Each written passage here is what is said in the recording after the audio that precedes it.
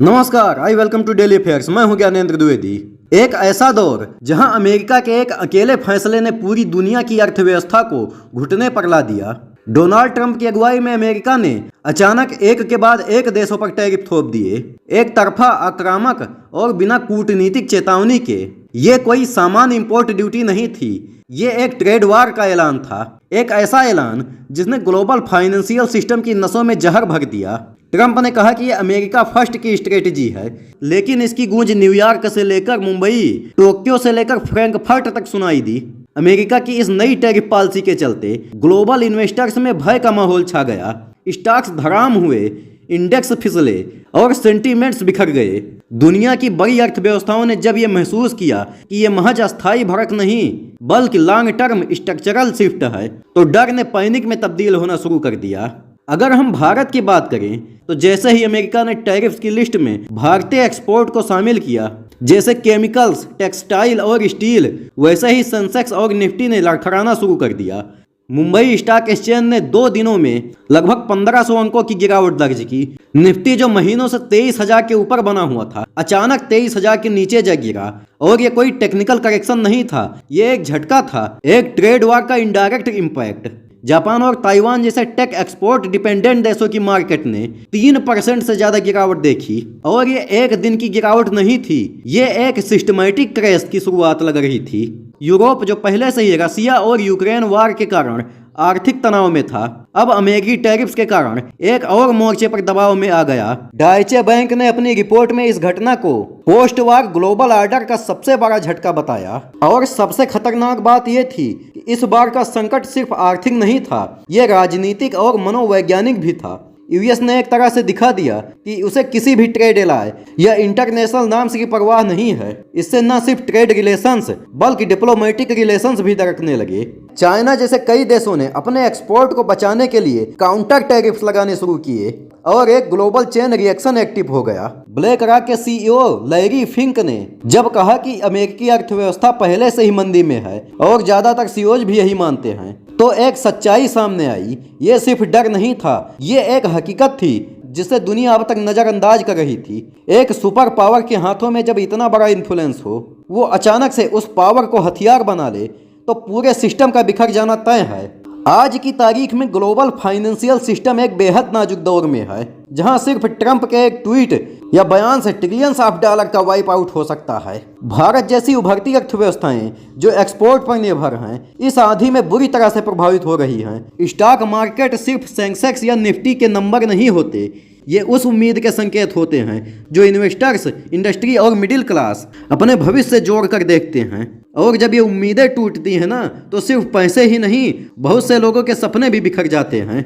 ये सिर्फ एक इकोनॉमिक क्रैश नहीं, ये वैश्विक व्यवस्था के रिसेट की आहट है। एक नई ट्रेड वर्ल्ड ऑर्डर के उभरने की शुरुआत, जहां भरोसा नहीं बल्कि डर और अनिश्चितता रूल करेगी। और इसकी दस्तक ट्रंप के टैरिफ से शुरू हो चुकी है।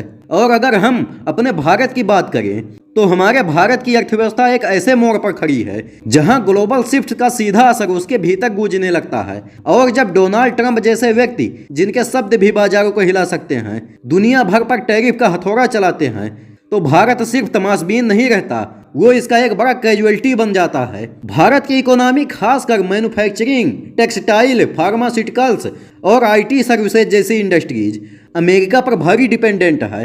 अमेरिकी टैरिफ्स का मतलब होता है कि भारत के इन एक्सपोर्ट की कंपिटिटिव एज धीरे धीरे खत्म हो जाती है। जहां पहले भारतीय प्रोडक्ट्स अमेरिका में सस्ते और आसान एक्सेसिबल थे, अब वही प्रोडक्ट्स महंगे हो चुके हैं और अमेरिकन मार्केट्स में उनकी मांग गिरने लगी है। इससे इंडियन कंपनियों की रेवेन्यू ग्रोथ थम गई है, ऑर्डर बुक्स सिकुड़ने लगी है और कई सेक्टर्स में जॉब कट्स तक की नौबत आ गई है। फार्मा सेक्टर जो हमेशा से भारत की ताकत रहा है, उसकी सप्लाई चेन सबसे ज्यादा प्रभावित हुई। अमेरिका जो भारत से भारी मात्रा में जेनेरिक मेडिसिन इंपोर्ट करता है, अब कड़े टैरिफ्स के कारण वैकल्पिक सोर्सेज की ओर देखने लगा है, जिससे हैदराबाद और अहमदाबाद की फार्मा कंपनियों की बैलेंस शीट पर गहरी चोट आई है। टेक्सटाइल इंडस्ट्री जो टियर 2 और टियर 3 शहरों में लाखों लोगों को रोजगार देती हैं, उसे भी अमेरिका के इस टैरिफ ने बुरी तरह से झकझोर दिया है। लुधियाना, सूरत और तिरपुर जैसे इंडस्ट्रियल बेल्ट्स में अचानक ऑर्डर्स कैंसिल होने लगे, मशीनें बंद होने लगी, मजदूरों को छुट्टियों पर भेजा जाने लगा। ये एक ग्राउंड लेवल इकोनॉमिक डिस्टर्बेंस है जो आंकड़ों में दिखने से पहले रोजमर्रा की जिंदगी को झकझोर देता है। स्टॉक मार्केट, जो इन सभी घटनाओं का रिफ्लेक्शन होता है, वो खुद एक सेंटीमेंट ड्रिवन बैटलफील्ड बन चुका है। निवेशकों ने विदेशी पूंजी बाहर निकालनी शुरू कर दी, जिससे रुपए पर दबाव बढ़ा और करेंसी डिप्रिसिएट हुई। एक कमजोर रुपए इंपोर्ट्स को महंगा और महंगाई को बढ़ाने वाला फैक्टर बन जाता है। इसका असर केवल बाजार तक सीमित नहीं रहता, बल्कि आम आदमी की जेब तक पहुंचता है, चाहे वो पेट्रोल की कीमत हो या खाने के तेल की। और जब घरेलू कंपनियां एक्सपोर्ट से मार खा रही हों, डिमांड सिकुड़ रही हो और फॉरेन इन्वेस्टमेंट हिचकिचा रही हो, तो सरकार के पास भी ऑप्शन सीमित हो जाते हैं। फिस्कल डेफिसिट की सीमाएं, सब्सिडी का बोझ और इलेक्शन ईयर की पॉलिटिकल कंपल्सन, ये सारे दबाव एक साथ सामने आ जाते हैं। इस पूरी परिस्थिति में भारत की इकोनॉमी एक नाजुक संतुलन में फंस गई है, जहां अगर सरकार ने जल्द और स्ट्रेटेजिक कदम नहीं उठाए तो ये ग्लोबल टैरिफ वॉर भारत के लिए एक लॉन्ग टर्म स्लो डाउन का कारण बन सकता है। और ये सिर्फ ग्रोथ स्लो डाउन नहीं, बल्कि सपनों के धीमे टूटने की प्रक्रिया होगी, जो जीडीपी से ज़्यादा खतरनाक होती है। यानी ये कह सकते हैं कि ट्रंप के टैरिफ्स भारत के लिए सिर्फ एक विदेशी नीति का मामला नहीं, बल्कि एक आंतरिक आर्थिक भूचाल बनकर सामने आया है, जो हमारी इंडस्ट्री, रोजगार, मुद्रा और अंततः आम आदमी के भविष्य को गहरे स्तर पर प्रभावित कर रहा है। इस पूरे टैरिफ संकट पर भारत सरकार की स्थिति किसी फौलादी मुखौटे की तरह दिखती है, बाहर से संयमित लेकिन भीतर असमंजस, दबाव और रणनीतिक दुविधाओं से भरी हुई। सरकार ने आधिकारिक तौर पर इस पर बैलेंस डिप्लोमेसी का रुख अपनाया है, यानी न तो ट्रंप की नीति की सीधी आलोचना की और न ही पूरी तरह से चुप रही। विदेश मंत्रालय और वाणिज्य मंत्रालय ने मिलकर संयमित बयानों में इस पूरे घटनाक्रम को गंभीर चिंता का विषय बताया, लेकिन अमेरिकी नीतियों का खुला विरोध नहीं किया। वजह साफ है, भारत अमेरिका से न सिर्फ ट्रेड करता है, बल्कि strategic partnership, defence deals, technology transfer और जियोपॉलिटिकल बैलेंस के लिहाज से भी गहराई से जुड़ा हुआ है। सरकार जानती है कि अमेरिका के साथ टकराव मोल लेना सिर्फ व्यापारिक जोखिम नहीं, बल्कि कूटनीतिक अलगाव का भी खतरा पैदा कर सकता है। इसलिए भारत ने बैक चैनल निगोसिएशन को तरजीह दी है। दिल्ली और वाशिंगटन के बीच लगातार बातचीत हो रही है, जिसमें भारत ये साफ करने की कोशिश कर रहा है कि उसके एक्सपोर्ट्स किसी भी रूप में अमेरिकी इंडस्ट्री को नुकसान नहीं पहुंचा रहे हैं, बल्कि अमेरिकी कंपनियों को सप्लाई चेन स्टेबिलिटी और कॉस्ट एफिशिएंसी दे रहे हैं। इसके साथ ही भारत सरकार WTO के जरिए भी इस मुद्दे को उठाने की कोशिश कर रही है। सरकार चाहती है कि यह विवाद एक बहुपक्षीय फ्रेमवर्क में निपटे, ताकि अमेरिका की एक तरफा कार्रवाइयों पर वैश्विक दबाव डाला जा सके। लेकिन दिक्कत यह है कि ट्रंप की पॉलिसी ही एक तरफा फैसलों पर टिकी हुई है और वो बहुपक्षीय मंचों को लगभग नजरअंदाज करते आए हैं। आर्थिक मोर्चों पर भारत सरकार ने कुछ राहत देने की कोशिश की है, जैसे निर्यातकों को टैक्स रिबेट्स, MEIS स्कीम के तहत अतिरिक्त इंसेंटिव्स और MSME सेक्टर को सॉफ्ट लोन पैकेज। लेकिन ये कदम फिलहाल टेम्परेरी बैंडेज की तरह लगते हैं, स्थायी समाधान नहीं लगते। असल चुनौती है सप्लाई चेन को डाइवर्सिफाई करना, नए मार्केट तलाशना और घरेलू मांग को इतना मजबूत बनाना कि एक्सपोर्ट स्लो डाउन से इकोनॉमी चरमरा न जाए। राजनीतिक रूप से सरकार इस मुद्दे को बहुत हाई प्रोफाइल नहीं बनने दे रही है।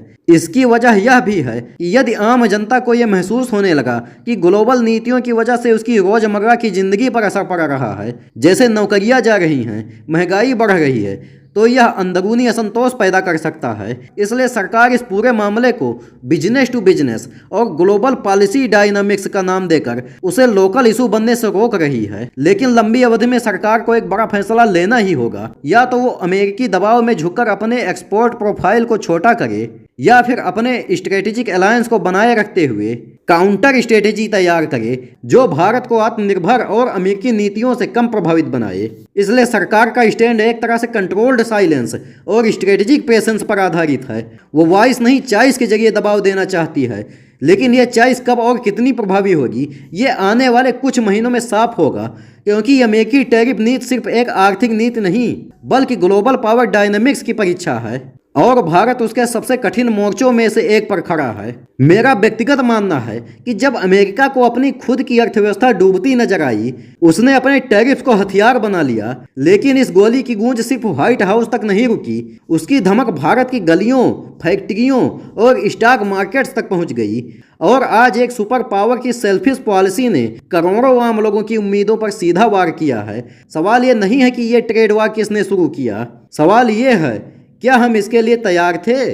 और लास्ट में मैं आपसे एक क्वेश्चन पूछूंगा कि किस देश ने हाल ही में मीडिया को राजनीतिक दलों और संघों की गतिविधियों की रिपोर्ट से प्रतिबंधित किया है।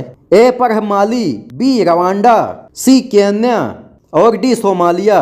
अगर आपको आंसर पता है तो कमेंट बॉक्स में जरूर दीजिए, और अगर वीडियो पसंद आया हो तो लाइक और सब्सक्राइब जरूर कीजिए। मिलते हैं अगले वीडियो में। जय हिंद।